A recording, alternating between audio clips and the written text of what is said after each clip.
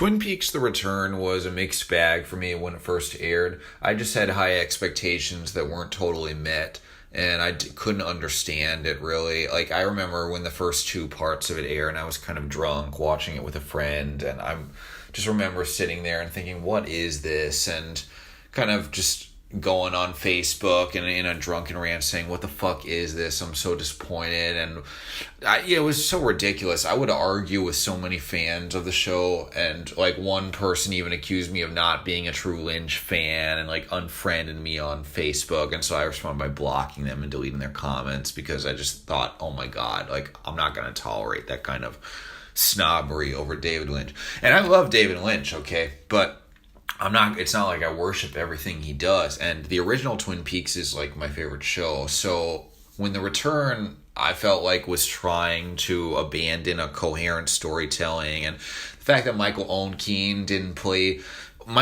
wasn't in it as Sheriff Harry Truman, and we still have not been given a clear explanation for why he wasn't in it, and that was frustrating. And the fact that it took 16 hours for Cooper to come back. Spoiler alert for those of you who haven't seen it. Of course, if you haven't seen it, I don't think you should be watching this in the first place. But I'm going to go into it again, hopefully with a more open mind. If the rumors are true about them doing a fourth season, they better bring back Michael Owen as Harry, because we need that.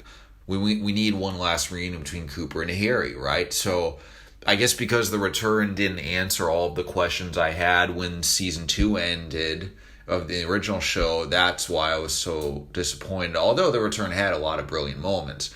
Great atomic bomb sequence in episode 8, and I loved episode 16 when Cooper came back. But yeah, I don't know. The Return just didn't come together for me as a whole when it aired. Even though I diligently watched every episode when they came out, and then when it ended, I'm like, I don't get it.